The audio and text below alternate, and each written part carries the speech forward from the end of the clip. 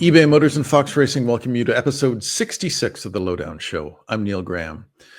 This week, I speak to Floridian winemonger Scott Acheson, one of three riders who represented the U.S. in the most recent edition of the GS Challenge, BMW's one-week multinational shootout.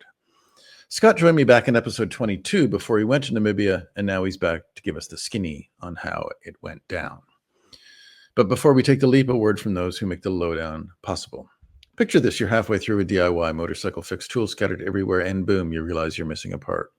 Well, it's okay because, whatever it is, it's on eBay. They've got everything. Brake rotors, lights, and tire exhaust systems, whatever you need. And it's guaranteed to fit, which means no more crossing your fingers hoping you ordered the right thing. All the parts you need at prices you'll love, guaranteed to fit every time. eBay, things people love. In over 50 years of connecting riders to dirt, Fox Racing has learned the best gear always has a discernible purpose and a strong point of view. The Ranger, Defend, and Recon Adventure Collection takes a minimalist approach to product design, with a clear mission of providing everything you need in adventure-ready gear and absolutely nothing you don't need. Minimalist chassis, fully seam-sealed with Gore-Tex waterproofing and D30 CE level protection across the board. This gear is every bit as pure as the adventure you're chasing. Scott, the last time we spoke, you were just about to, you'd done your training, you were bike fit, you were ready to go on BMW's GS Challenge, the annual, what do we call it? Non-professional enthusiast torture test. Then that's torture test is a good word. So I would describe it this way. The GS Trophy is a world-class adventure bike ride sponsored by BMW, and your cost of entry is to qualify for it. And that's kind of, from a rider's point of view, Neil, that's kind of how I look at it now. It all changed. It's a marketing event for sure. It's a competition for sure. But ultimately, you get to ride BMW motorcycles in one of the coolest places on the planet, with some of the best adventure bike riders, big bike riders in the world, amateur big bike riders, and again, sponsored by BMW. So I was thinking about it this morning. I was like, think about all the rides you've been on where you got to kind of worry about, where do I get gas? Am I getting a flat tire? I'm kind of hungry. We need to find food. All of that stuff was taken care of. So my job was to go ride motorcycles. Keep it between the trees. Keep it between the trees and the rocks. Yes. I think there's a lot of us, and I was actually going to, as a media person, I was going to do the GS Challenge a number of years ago, but then my back trouble kicked in again. And I've always, in the intervening years, I've part of me has been thankful I dodged it because I've seen some pictures. And part of me really feels like I missed a great opportunity to do something that I probably won't get a chance to do again. When you were heading into this, how prepared were you in your own mind before you got there? Did you think you were set to go? And then when you got there, were you as ready as you needed to be? So going into it, for sure, I felt I was as ready and as healthy as I could be to be prepared for this ride, what I thought the ride would be. Once I got there, the real challenge for me, and it might have been an age thing, it might have been a training thing or a combo, was the volume of riding. So that it wasn't the technical. So most of the days we rode at a 6 or 7 pace, but you left the parking lot at a 6 or 7 and you came home at a 6 or 7. I mean, if you think about the rides you go on with your buddies, once you're warmed up, you ride at an 8 or 9, you go to lunch, you get the lunch hangover, and you're like, let's head back to the truck or let's go home now. You don't keep that consistent volume up all day. That was the thing that was the biggest challenge for me, was the from 7:30 to 5 or 6 o'clock at a certain pace, the challenge of it. Probably some jet lag in there too, Neil, probably, sleeping in a tent, those kind of things. But that, if I had to redo it, I would have spent more long days on my motorcycle, and just be prepared for that kind of volume of riding. Scott, remind me where you went. We went to Namibia, Africa, which is one country north of South Africa on the Atlantic coast. So when you got there, how many days was it? We rode 6 days, but we were there 10 days. So preceding your first day, what instruction were you given, or how were you told? Just take me through that. Take me through the first day or first half day. Oh, well, I'll take you through. So my travel there, I left Jacksonville, Florida. I went Jacksonville, Newark, Frankfurt, Namibia. So I was traveling for about 35 hours. Ironically, when I landed in Namibia, I got to take 2 bags with me. So I had 1 bag with clothes and personal stuff, and then my gear bag got lost somewhere between Jacksonville and Namibia. Oh no! Which by the way is halfway around the world. But here's how good BMW was. When I landed there, they were waiting for us, obviously, at the airport. I told them I'm missing my gear bag, and in my gear bag was my boots, my jacket, my pants, all my stuff. I took my helmet on the plane, so I have my helmet. By the time we got in the van to get over to our starting point, about an hour away, they already had all that gear replaced for me. Fortunately, by the time I started riding, my gear showed up, so I had my gear. But so that's how BMW handled it.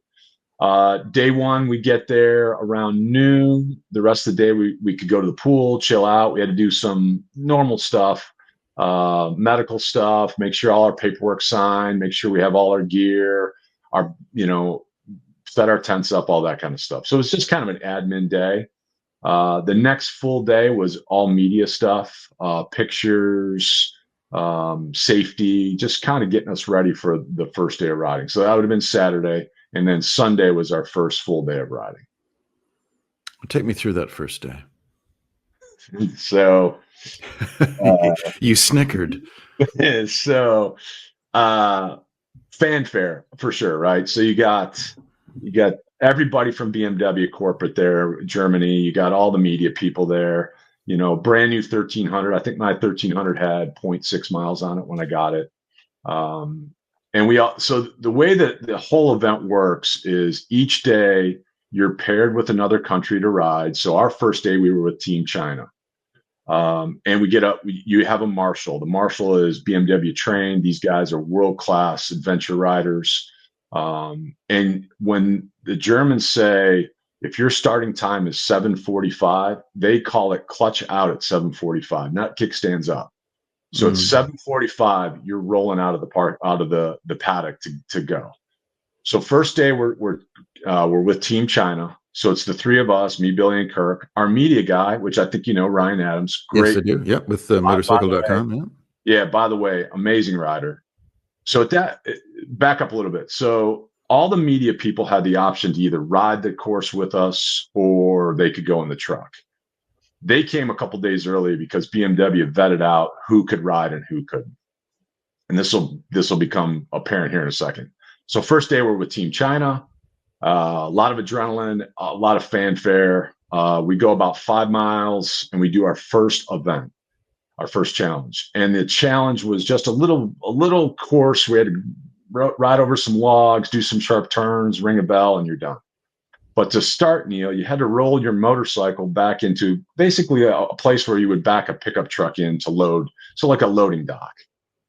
Well, there was a lip right there at the start of it. So I'm trying to roll my bike in and I kind of get caught. The bike gets caught on the lip and I drop my brand new 1300 in front of everybody. Oh, man. Sean Thomas, Jocelyn Snow, BMW Motorrad, everybody. And Billy DeWitt is into my helmet because we're on comms. Billy DeWitt's one of your fellow riders. Correct, on the team. Yeah. And he's just chirping at me, just you dumb. I mean, that's not what he's saying, but so I'm like, is this how my whole week's going to go? And the worst part about it, Neil, the way I dropped the bike and the way I was wedged into the wall, I couldn't pick it up. Oh, God. I know this. I've done that before. Yeah. So Jocelyn Snow comes over to help me pick up my bike. Billy helps me. So we get going. Right after that, we head out on the day of riding. As we leave the obstacle, there's a hill climb that's probably 3/4 of a mile. Big, long, gnarly. I'd give it a 7 hill climb. And you got to be going second, third gear. This is you got to be rolling. So in my comms, all I'm hearing is Chinese because we're with Team China. And so you're sharing the same intercom system with the other team. Correct. Oh, okay. So when you step off in the morning, so the Cena system has 7 channels, I think 6 or 7 channels. We're on channel 1. Everybody gets on channel 1. Check. So we're talking to the marshal, my teammates, and the other team we're going to ride with. So we're going up this hill climb. I'm the last guy. The only guy behind me is the media guy from Team China. So I'm hearing Chinese. All of a sudden, with a thick Chinese accent, I hear, "I need help." Well, I'm already at the top of the hill climb. I look down, and he's about 3/4 of the way up, and he had dropped his bike. So BMW Motorrad, all their media people are right there taking pictures. So I go down to help this guy, and I can't get the bike. I needed to move the bike 10 feet to get a run at the rest of the hill, and I couldn't move it. Too much rocks, too much sand. So I flip it around, and I told him, I said, "Look, you got to ride to the bottom of the hill and ride it back up." Okay. So I'm not kidding you, Neil. He goes to the bottom of the hill, rides it up, and drops it right at my feet, right where we started from. So now the hill climb's getting backed up with the other riders. And he looks at me, and I'm like, "You can't do this, can you?" He goes, "No, I can't." So I ended up riding his bike to the bottom of the hill and riding it up to the top. And BMW Motorrad's taking pictures of Team USA and Team China. And I'll share some of those with you of helping him. So my point of day one was, here I go from dropping my bike in front of everybody to I'm just on an adventure bike ride with a guy that needed some help. And the strange thing about the story is strange or odd. Later in the week, he comes up to me, takes a selfie with me. He says, "I'm going to email this to you so you never forget me." And I'm like, "Just put it on Facebook or whatever." And he's like, "No Facebook in China." So, so the rest of the week, I'd see those guys. And so that was day one for me. And it was a long day, but it kind of went from embarrassment to the real reason we're here is just to ride motorcycles. Now you're helping the Chinese rider, but is this not a competition, or is it a sort of a gentlemanly competition? How, and going into this, did you realize that you may have to help other people? I mean, how much of this was clear to you? So that's a great question. So each day, I'll answer it this way. Each day there was 2 or 3 special tests, they call them. That's when the competition happens. So whatever that special test, we had one where it was a compass challenge. We had one where, if you watch any of the YouTube videos, we had to get a GS across a ravine on cables. I think there was 13 special tests. I think 10 of them were riding, all skills, all slow stuff, not all, but a lot of sand challenges. The rest of the day, you're on an adventure bike ride. So if you're on team whatever and you're with me and you need some help and I'm right there, I'm helping you. I mean, that's just the way, because now you're just guys riding a motorcycle. Yeah, I see.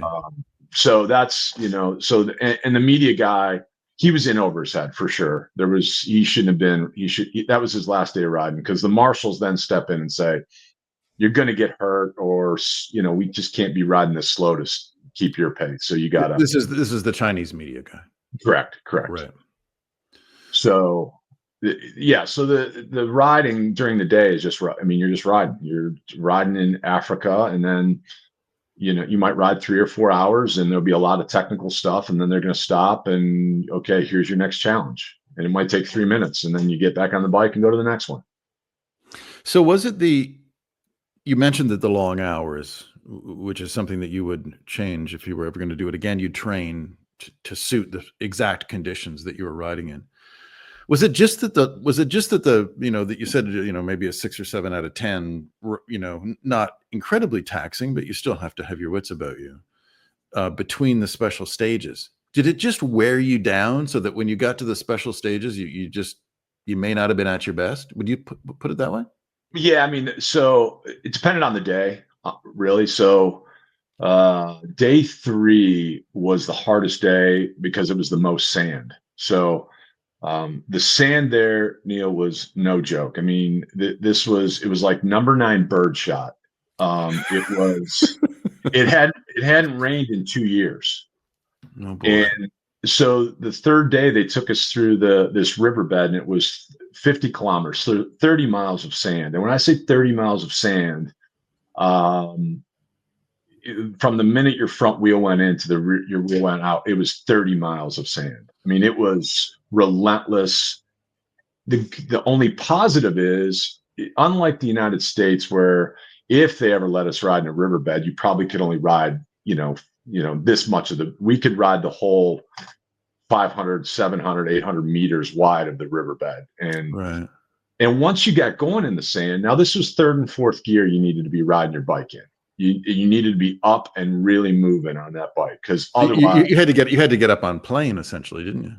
100%. And that was the problem that was my challenge. Is that's not, because Florida sand, you could start it in first gear and work your way up to being on plane. That sand ate you.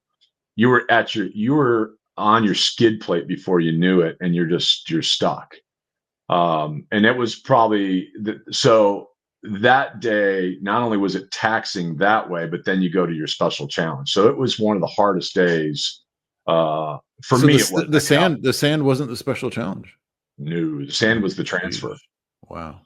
So it was eye-opening how it was the only sand I've ever ridden where you had to plan your stop, and if you stopped just in the middle of it, you weren't going to get going again. And, hats off to Ryan, our media guy, because he kind of was there with me. And I was like, and I was gassing out. And I looked at him, I said, the only way I'm getting out of here is either a helicopter or I'm riding out. I'm not quitting. So let's keep going. Let's take a break for a few words from our sponsors. Picture this. You're in the garage, your favorite room in the house, and you're tuning up your engine with parts that you found on eBay. Every piece is just locking perfectly into place. You step back to admire your work, hands covered in grease. And because you're committed to riding this thing farther than the odometer can even handle, you start thinking to yourself, you know what? I could probably also use some new brakes, maybe a shock. Well, this baby, it deserves a new air filter. So you head straight back to eBay. You can find any part you need there. It's unreal, from headlights to air filters to exhaust systems, all the way to those carbon fiber rims you've had in your mind. eBay is the stocked garage of your dreams. And now you've got eBay Guaranteed Fit. Because eBay knows DIY fixes can be major and mods are always intense, so you need to know those parts are guaranteed to fit every time before you dive in, wrench first. And on the off chance you order a part and it doesn't fit, send it back. Simple as that. You know what you love more than your bike itself, and that is, of course, riding it. You're serious when it comes to engine maintenance and locked in when you're headed into a build. And that's exactly why you start with eBay, minor fix or complete overhaul. You want to get your ride back on the road, and you've got eBay Guaranteed Fit. So eBay created My Garage, where all you have to do is add your ride's info to get the exact parts that fit. When you see that green check, you're a click away from that part clicking perfectly into place. Well, now that you know all this, just imagine standing at that open garage door, looking at the bike you love more than anything, knowing that anything is possible, whether it's keeping it on the road forever or turning it into something that's never been on the road before. Because with eBay, your garage just got a whole lot bigger. Get all the parts you need at prices you'll love, guaranteed to fit every time. eBay, things people love. In over 50 years of connecting riders to dirt, Fox Racing has learned that the best gear always has a discernible purpose and a strong point of view. The Ranger Defend and Recon Adventure Collection takes a minimalist approach to product design with a clear mission of providing everything you need in adventure-ready gear and absolutely nothing you don't need. Minimalist chassis, fully seam-sealed with Gore-Tex waterproofing and D30 CE level protection across the board. This gear is every bit as pure as the adventure you're chasing. Now back to my conversation with Scott Acheson. The Lowdown Show is presented by advrider.com and supported by ebaymotors.com. Sand is the, what would you call it? It's the litmus test of a rider, of an off-road rider's capability. I think of it that way.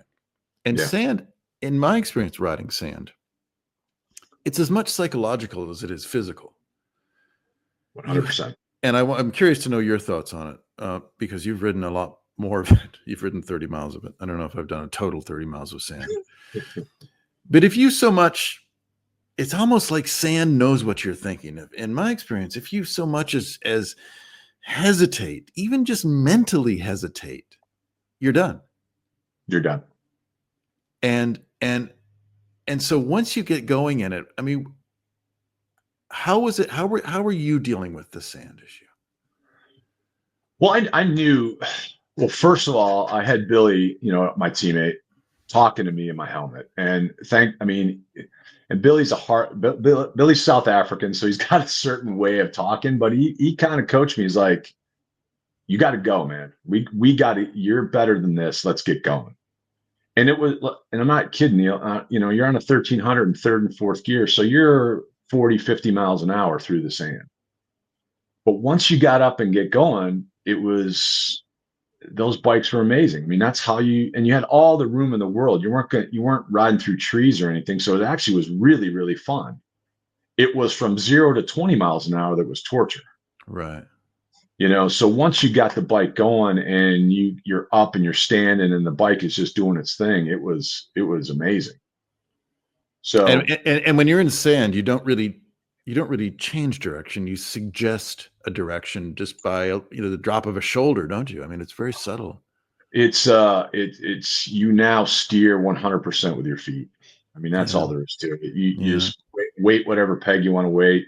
You really steer with three things: your throttle and your feet. That's it. The front end doesn't do anything for you.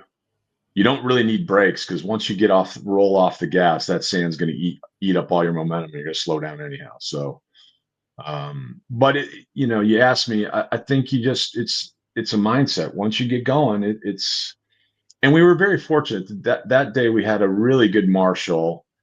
And when we first stepped off into this section, he stopped every, like, I don't know, 800 yards or so, mile.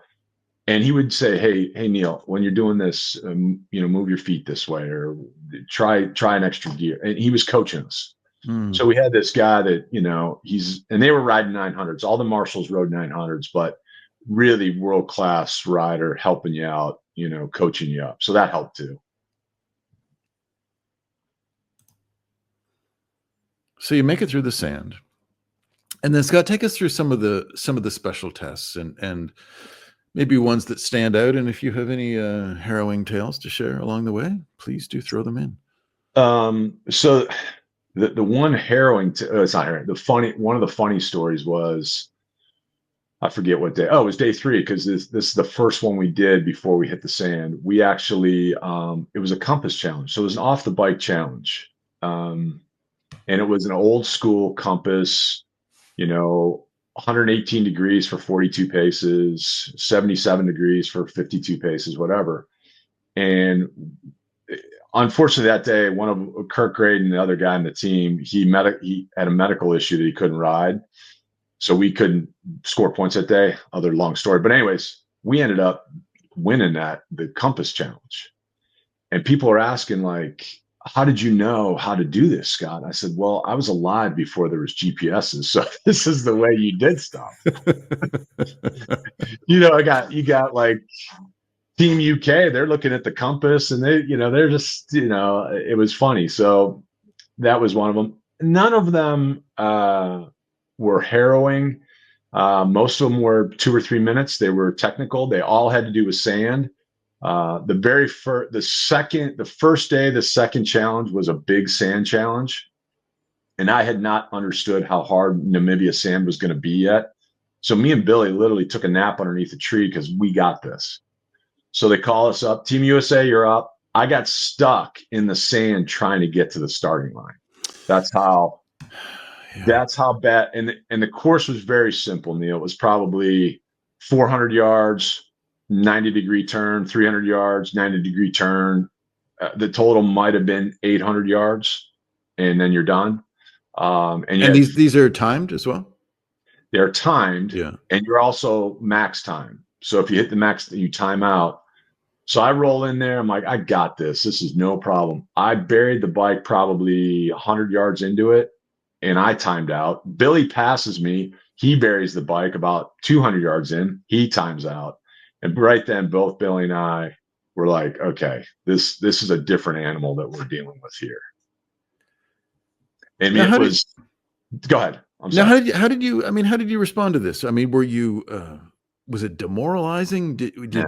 I mean, how did you react to it? Billy and I, so the backstory here is Kirk had some physical stuff that he couldn't ride for a day. So because he couldn't ride that day, Neil, we couldn't score points that day. So it took us out of any sort of ability to win the event or place in the event. It was a full day so it was 3 challenges that day, which could have been, I think they gave first place got 50 points, but you just couldn't we couldn't make it. So ironically, it took a lot of pressure off of us. And Billy and I just said, let's go have fun. Let's do the Right. best we can and enjoy this ride. And so I was not demoralized. Um, you know, it was what it was.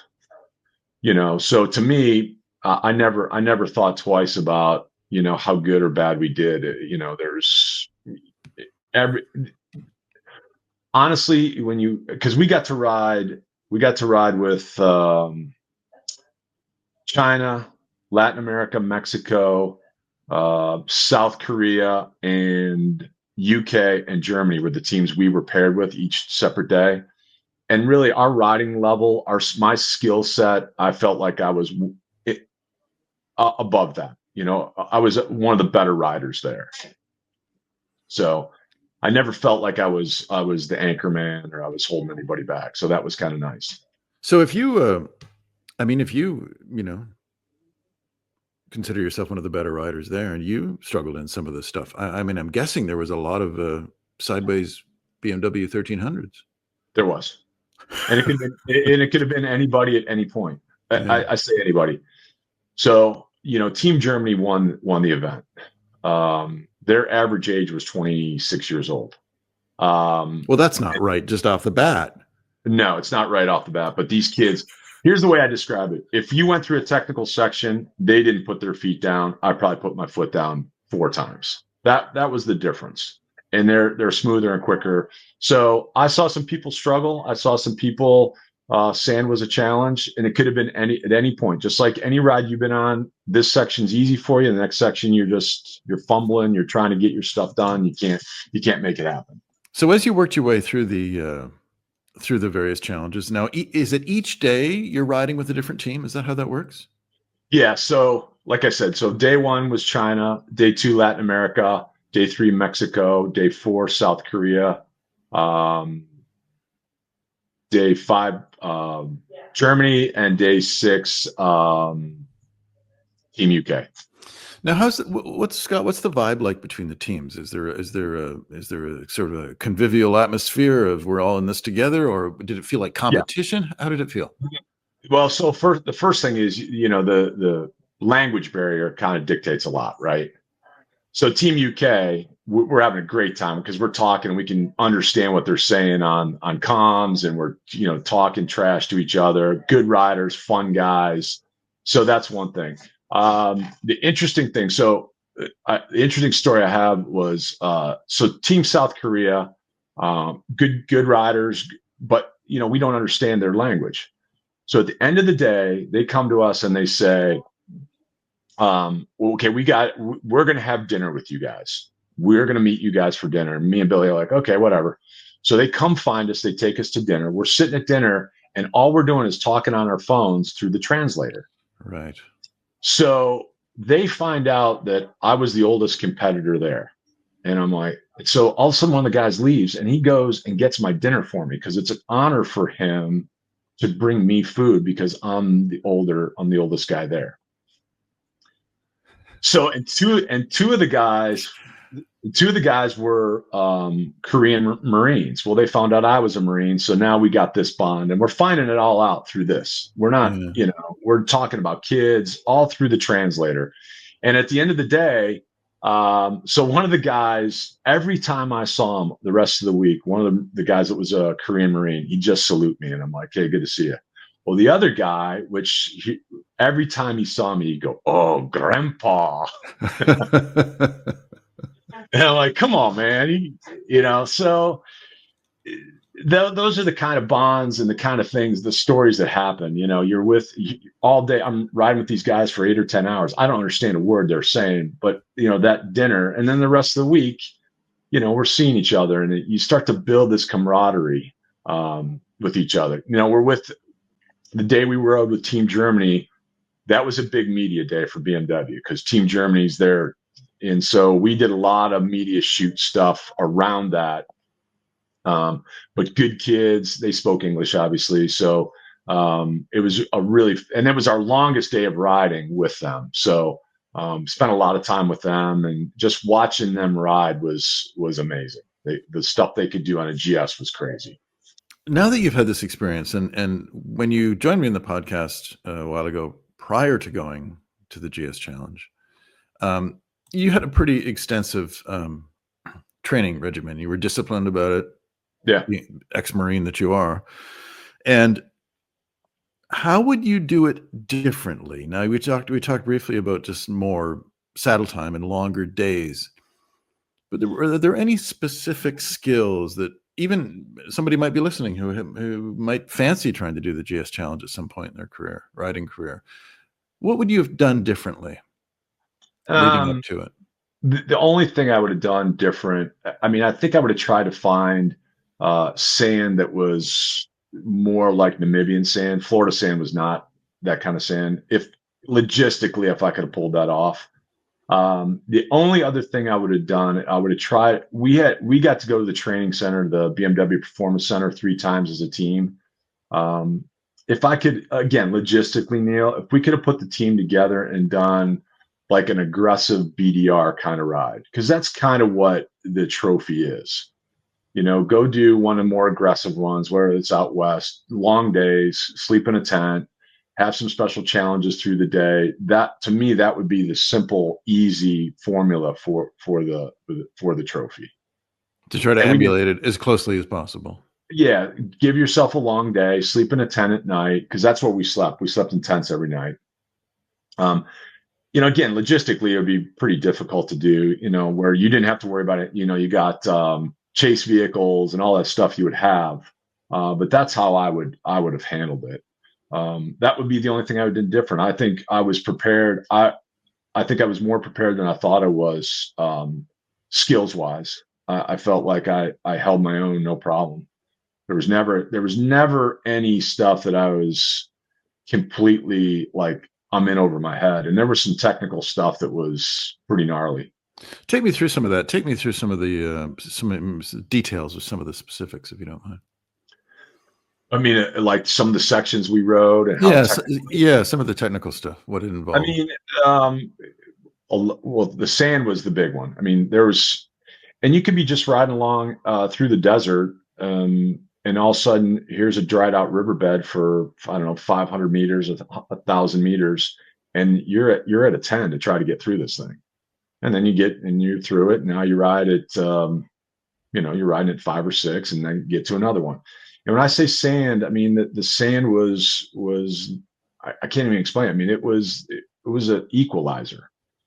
Now the last day was our shortest day. I think it was about 60 miles we rode, maybe not quite that. And it was all around the area we were at, and it was the most technical stuff. I mean, there was one couple hill climbs that were hard, and there was guys that didn't make it up. Rocks, sand, long, whoops, bump. I mean, it was everything you would think. We had one downhill where you rolled the bike up and you're kind of looking over the edge, kind of downhill, and those kind of technical sections.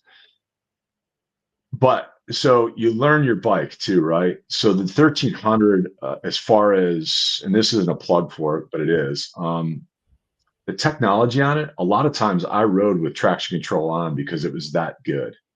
You couldn't do it in sand. You had to have all that shut off. But some of these hill climbs were really rocky and baby heads and stuff. You just put the traction control on and got on the throttle, and your only job was stay on top of the bike, and it tractored you right up the hill. Well, it's interesting you say that because I remember doing a GS launch a number of years ago in Arizona, and of course, everybody being hardcore riders, everybody shut everything off.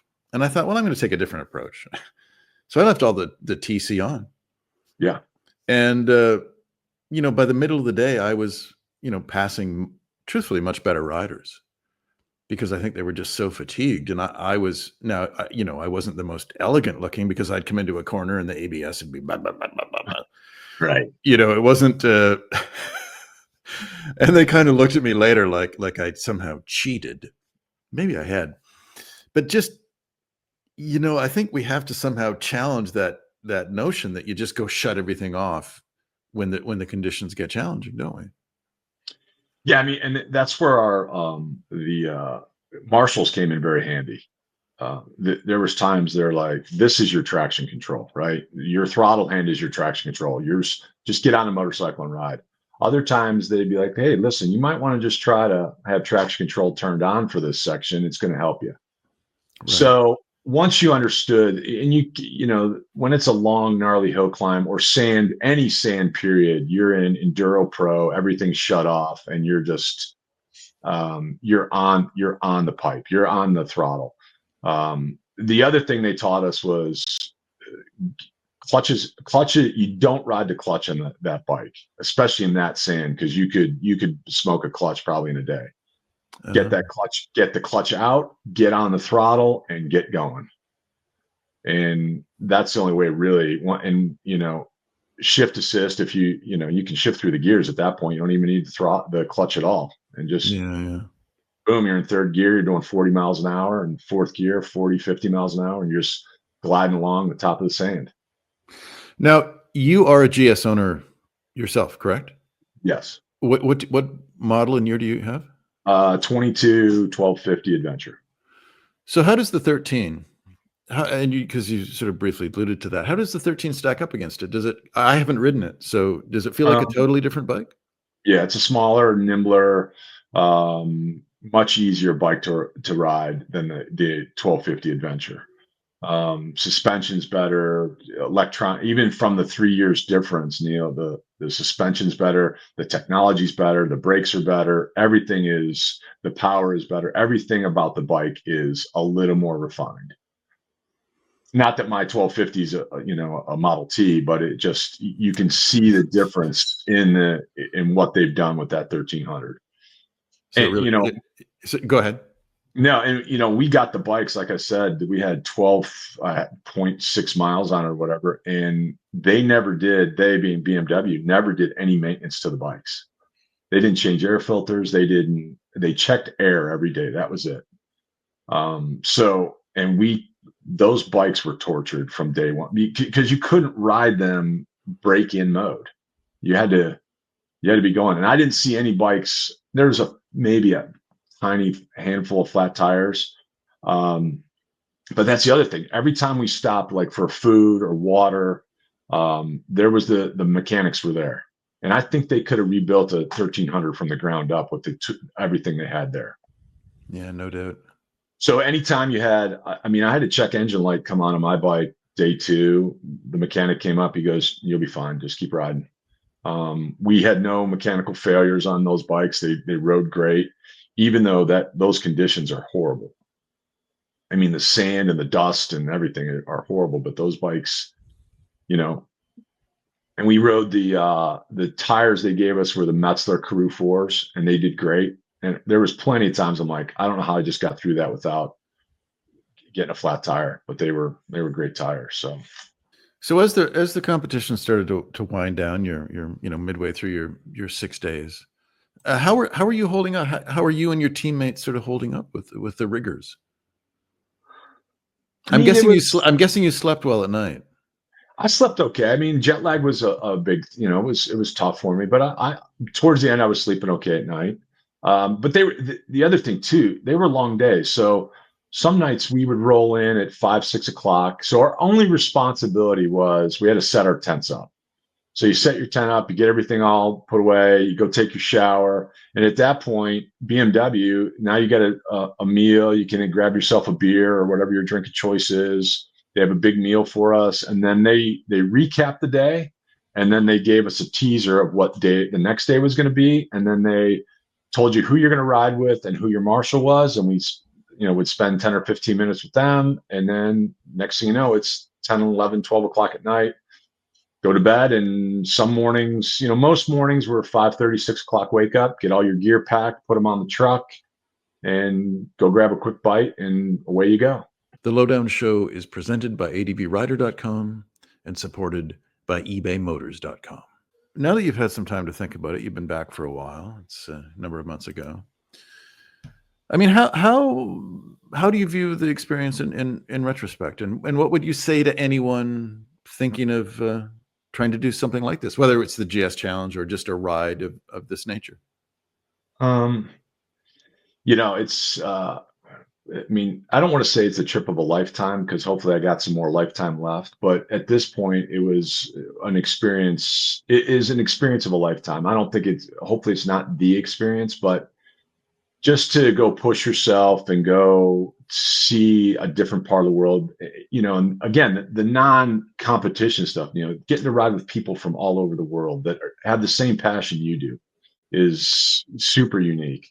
Having it sponsored by BMW is, I'm spoiled for every other ride now, so it was a media event, it was a challenge, it was a competition, but to me, like I said at the opening, it's a world-class adventure ride that I get to ride with people from all over the world in one of the coolest places on the planet. I mean, we probably rode places that there really had never been motorcycles before, other than what the scouts did, right? Right, right. So, if you the last video that BMW Motorrad USA put out is my voiceover. I would tell people, if you want to do it, go do it. Don't come up with the excuses. I'm not good enough. The big bikes can't go there. I don't have the money. I don't have the time. Because you'll wake up one day and you're going to be like, I wish I would have. And to me, it's find a way. If that's your passion, if that's your calling, let's go do it. Because that's what motorcycles are. You mentioned money. So how much of this were you on the hook for, and how much was BMW supported? So the trophy itself, 100% them. From the day we left, I left Jacksonville. Everything's taken care of, but there's nothing to take care of. I mean, you're there. So they flew us there. They got all our gear there. They gave us all the gear, helmet. Actually, TourTech gave us helmets. BMW gave us jackets, pants, all the camping gear, gloves. So everything we needed to live for that week was given to us. The year up to it was an expensive year. I mean, there's maintenance on motorcycles, tires. We did get this is the training for you to go, your own training. Yes. Yeah. But from the day we left till we got back, that's all 100% BMW. No issues. I mean, there was nothing, I guess, the few beers I drank at the airport was about it. So, there's a lot of debate on sites like advrider.com and elsewhere where riders will dismiss large capacity motorcycles as just inappropriate for certain kinds of use, and you need a 450 or you need a 650 or. Now I've seen, and I suspect you're going to concur with me, but I've seen excellent riders do things on those big GSs that I mean, they could ride it up the downspout onto your roof. Mm-hmm. But how does it work for a guy like you, a good rider, not a professional rider, but a good rider? If you were doing something like that on your own, would you want an 800 GS? Would you want something smaller? Would you take the big bike?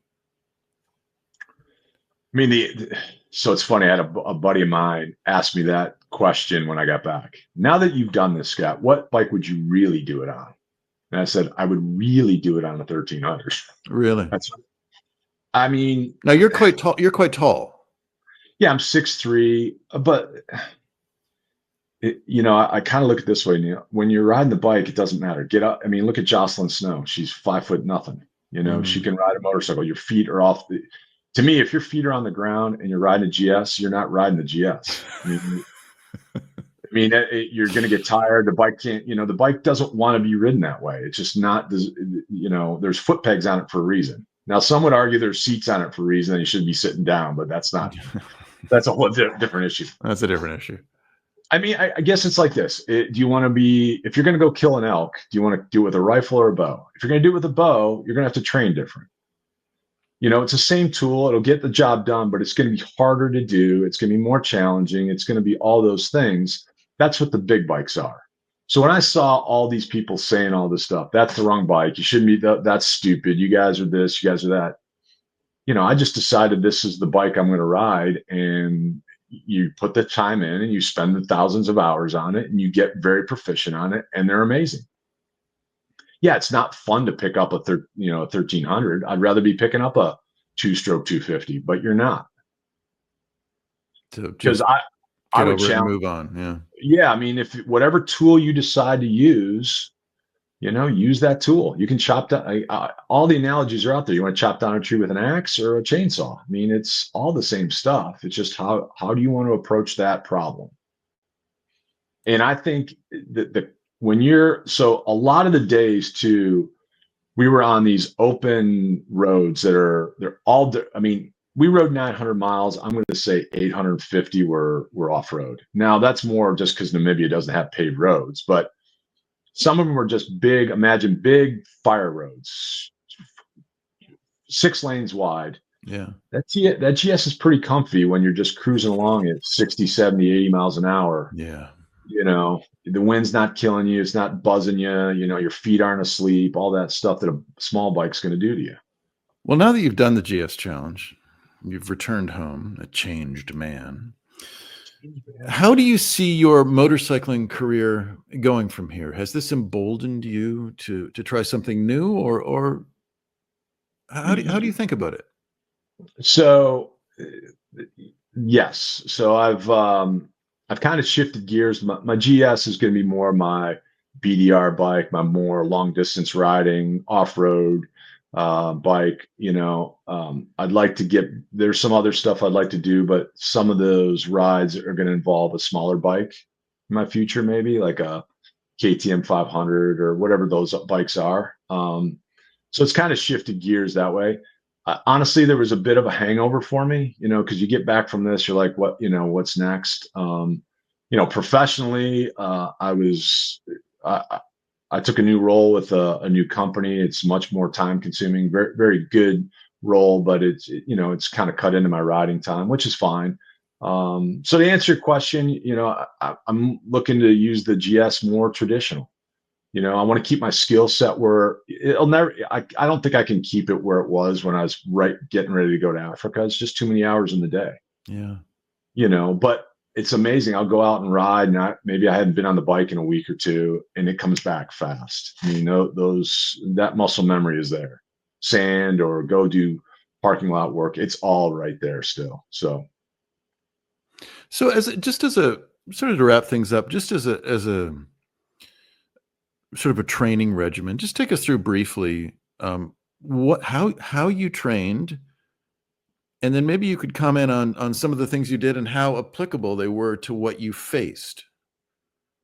Were there things that you trained that weren't necessary or weren't useful, I mean, aside from sand, which is hard to, aside from importing Namibian sand. Right. Well, I think, I think training, I think the time in the saddle is important. And I think anybody that rides at a certain level, whether you're a motor cop or, you're doing Isle of Man, whatever you're doing, you got to spend time in the saddle doing the things that you're going to do on that bike. So my training, I pretty much rode every single day up till Africa, minus whatever little bit of business travel or whatever I did. So I put a lot of hours on that motorcycle, whether it was riding to get gasoline. I lived on. We have 9 acres that I would ride on. I would practice all the stuff, the lock to lock turns in the dirt. I'd go ride sand. I'd go practice in parking lots. I think any time that you can ride your motorcycle technically, it's going to help you be a better rider, whether you're a BDR rider, whether you're you're riding at the American Legion on Saturdays. The time in the saddle to do technical stuff will help you. So I think, to answer your question long-winded way, all the training I did helped me in Africa because I was way more confident on that bike with my skills, knowing what that bike was going to do. And we got to go to the training center, the performance center in South Carolina. We got 6 days of training there, and that's a lot of dollars and a lot of hours of training on the 1300 that really helped us too. Now, the one thing that's really changed about motorcycling in the last 20, 30 years is instruction. It used to be when I started racing, for instance, dirt track, and you bought a bike and you showed up and you They pointed you to the track and away you went. Right. And of course, that's totally different now in just about every discipline of motorcycling. So how useful is self-training, and then how necessary, if you view it's necessary, to go to a facility where you can really be watched by expert people? Because the one thing that really strikes me is that often we don't know what we're doing on a bike until we see ourselves. Right. It's like the amateur at a road race track day. They think they're leaning like this when really they're just, Right. 3 degrees off upright. So how helpful was professional advice? To me, it was really helpful, because you start, the better you get, you're going to keep fine tuning what you're doing. If you took the brand new rider who's trying to figure out how to get into first gear, that's a different class than the guy who's trying to do a lock to lock 16-foot figure eight. There's different skill sets there.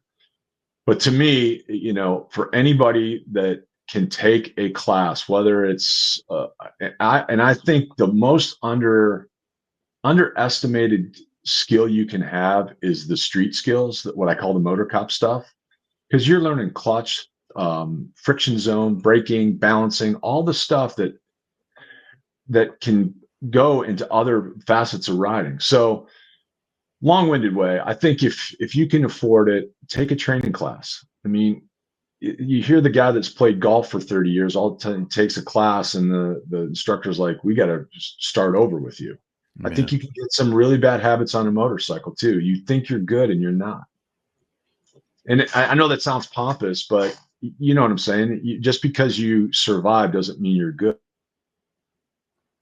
Well, the low speed stuff, I think in particular, you can learn more about your skill set and more about a motorcycle's capability by doing U-turns up and down your driveway Absolutely. than you can, riding 150 miles. And as soon as you take away with motorcycles, as soon as you take away or severely suppress the gyroscopic effect by going slowly, it's a different device, isn't it? It's not the same motorcycle that you whip through the twisties at 30 or 40 miles an hour or higher.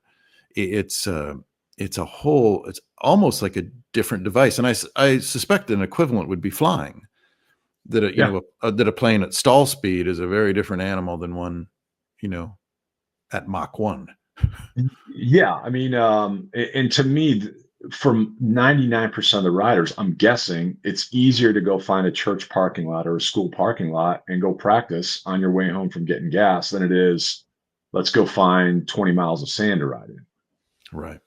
And I think that's, and I think that's underestimated. When you go get gas, as you go in, don't pull in here, go do a figure eight to go get your gas. I mean, those kind of things, it just gives your confidence level on that bike of what it can do. It takes it through the roof. Because I agree. I think it's easier to ride fast than it is to ride slow. Let's wrap things up with some words from eBay Motors. Picture this: you're halfway through a DIY motorcycle fix, tools scattered everywhere, and boom, you realize you're missing a part. Well, it's okay, because whatever it is, it's on eBay. They've got everything: brake rotors, lights, and tire exhaust systems, whatever you need. And it's guaranteed to fit, which means no more crossing your fingers and hoping you order the right thing. All the parts you need at prices you'll love, guaranteed to fit every time. eBay. Things people love. Thank you for listening to The Lowdown Show.